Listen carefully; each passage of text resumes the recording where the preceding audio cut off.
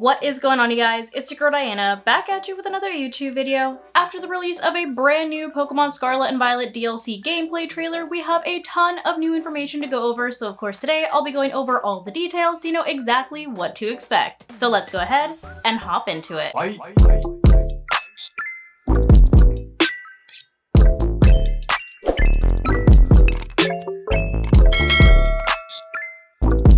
So as I mentioned, we did just get a brand new gameplay trailer for what we can expect out of the DLC that is set to come at the end of this year. We got our first look at Kitakame and these little bus stops that I see everywhere, which I assume this is how we're going to get to the DLC area from Paldea, kind of like they did in Sword and Shield where you had to take the train. So I feel like that's what they're going for with this whole little bus stop thing, because they are literally like everywhere throughout this entire trailer. And of course we also got a first look at Carmine and her little brother Kieran, who are what appear to be our two new rivals that are going to be tagging along with us during the DLC. And we also got a glimpse of what Pokemon we can expect to return in the DLC. Here we can see Jotoni and Wooper, and of course Yanma. A look at our new attire so we can finally change out of our school uniforms and into these really cool traditional style clothing. And we get a glimpse of what appears to be the main event that is going to be like the catalyst of the entire story, which is the little festival, which it actually looks so cute. I love the way that this looks. And of course we have a brief glimpse of the 3 new Pokemon that are supposed to be added during the DLC as well, which are Fezandipiti, Okidagi, and Munkidori, which we do have more information in depth on them on the actual Scarlet and Violet website as well that we'll get into in a bit. And of course our first look at Ogerpon, which they had some real mysterious music playing when he was introduced in this trailer, so obviously he's up to something. And of course the whole mask motif was a reoccurring theme throughout this entire trailer, so we might actually be on the right track when it comes to Terra masks, especially considering that Ogerpon's mask here has quite a few crystals that look very similar to terrestrialized Pokemon. But we did also spend a little bit of time in part 2 of the DLC, which is the Indigo Disk, which takes place at the Blueberry Academy. And here we are introduced to yet another rival or partner that we're going to be tagging along with, which is Lacey, which I love her. She has such a cute design. And of course we also got a glimpse of what it's like inside of the actual Blueberry Academy, which honestly it looks really cool in here. And I love this little battle arena that they have. It kind of reminds me, if you guys are Yu-Gi-Oh fans, it kind of reminds me of the battle arena that they had in Yu-Gi-Oh GX when they went to like an actual academy and it was like on like a big stage and like everybody could watch around it. I don't know, it's giving me that kind of vibes and I kind of love it.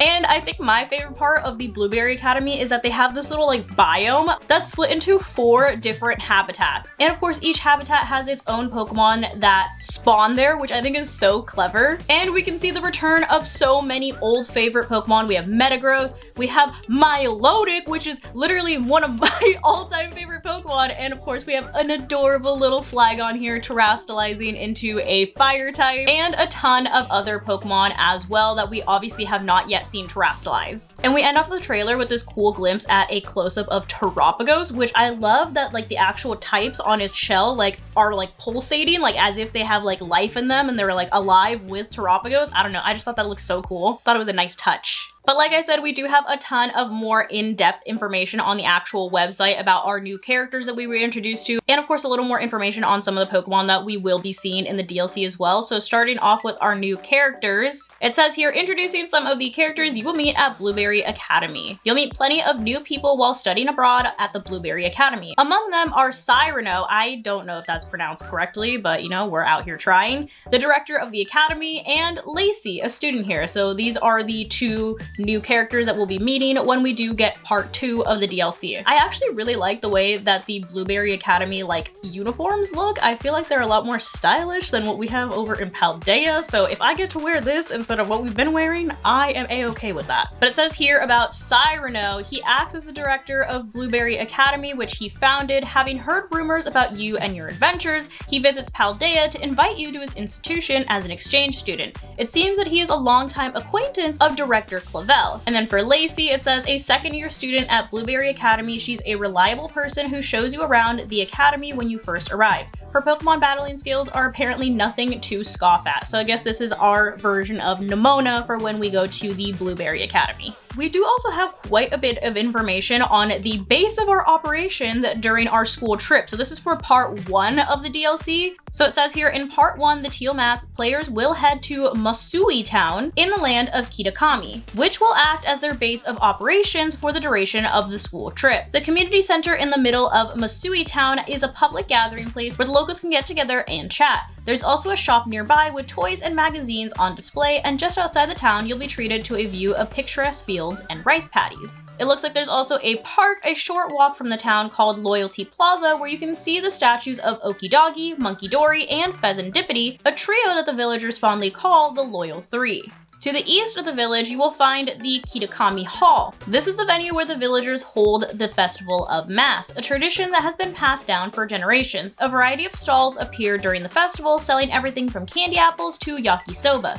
Children and adults alike can enjoy themselves during this event. We have a couple of screen grabs of what we can expect as well, so it looks like this is going to be like that big base building where everybody gathers. That's going to be like the main central hub, kind of like Mezagoza is during your time during the main storyline. We can also see some Centrets kind of vibing next to the trees, eating some what appears to be apples. We have that same screenshot of the Jotonian Whoopers and the Yanma. We have an adorable little Vulpix running around a little stand, the statues of the 3 new Pokemon, and our boy Snorlax. It looks like we also have a ton of information on part 2 as well. It says the Terranium, an undersea facility that sustains artificial biomes. Blueberry Academy, where you go to study abroad in part 2, the Indigo Disk, is home to a facility called the Terranium, which maintains a variety of ecosystems that provide a livable environment for Pokemon. This world-renowned park beneath the sea was constructed to bolster the learning environment for strong trainers. So it looks like we're gonna have some tougher rivals over in Blueberry Academy. The Terranium is made up of 4 areas, each of which features a unique climate and ecosystem. The artificial sky projected onto the ceiling and the walls changes to reflect the time of day and weather. The temperature of each area is also carefully regulated, and you will find completely different Pokemon in each area, which, like I said, this is probably my favorite part of the Blueberry Academy because I think that's so sick. And it looks like we still have these little like Pokestop type things that are like little gas stations, kind of like we do in the main storyline. We can see some Alolan Executors, Seals and Dugong, Blitzel and its evolution Zebstrika, however you want to say it, and some little Golettes and a Golurk. So we definitely have a ton of cool Pokemon returning in the DLC, which I am very pleased by. And lastly, speaking of Pokemon, we also have another bit of information on Okidagi, Monkey Dory, and Pheasantipity, which all have the Toxic Chain ability. So it appears that these little like chain-like things that they all have on are what control their ability. So it says here, introducing the new ability that Okidagi, Monkey Dory, and Pheasantipity have in the Hidden Treasure of Area 0 Part 1, the Teal Mask. The Toxic Chain ability. Okidagi, Monkey Dory, and Pheasantipity's Toxic Chain is a new ability being introduced in the DLC for Pokemon Scarlet and Violet. When one of these 3 Pokemon hits an opponent with a move, the power of the Toxic Chain all 3 Pokemon have may cause the opponent to become badly poisoned, which that's pretty cool. I mean, it says may, so obviously I don't think this is going to be like a thing that happens every time, but that is kind of cool that you do have like a status condition that occurs just by you attacking your opponent, which I feel like is like the opposite of how things like this usually work, because usually you're the one that has to take the damage in order for you to possibly poison your opponent. And the fact that it doesn't even have to be a poison type move that has this effect. They literally have Pheasantipity using the attack Air Slash, and then Meowscarada was badly poisoned. So I feel like that's going to be a very handy ability. And it looks like we also have some new version exclusive Pokemon that will be coming in the DLC as well. It says here the Pokemon that appear will differ depending on the version of the game that you have. Some species of Pokemon that appear in the Hidden Treasures of Area 0 will differ depending on which game the DLC is for. For example, Gligar will appear in the Hidden Treasure of Area 0 for Pokemon Scarlet, while Aipom will appear in the Hidden Treasure of Area 0 for Pokemon Violet. So we now know that we have 2 new version exclusive Pokemon depending on which game you have. You will either have Gligar spawning if you have Pokemon Scarlet, or Aipom spawning if you have Pokemon Violet. Which, if they are version exclusive Pokemon, maybe we could be seeing yet another round of Paradox Pokemon coming to us, because that would be pretty sick. Can you imagine like an ancient Gligar and like a futuristic Aipom, or even their evolutions? That would be pretty cool. I feel feel like it also fits the theme for them. But there you have it. That is all of the updated information that we have so far after the release of our brand new Pokemon Scarlet and Violet DLC trailer. Hopefully you guys found this video helpful, and if you did, I kindly suggest that you consider subscribing so that I can continue to make content for you guys. And if you are already subscribed and you would like another way to support the channel, feel free to check out the merch store. There is a link down below in the description that takes you to not only my merch store, but also all of my other socials so you can keep up with what I'm doing on a daily basis. But thank you guys so much for watching, and thank you to those of you who have joined the channel as members. I appreciate you all so much. I love you guys, and I will see you in the next video. Bye guys.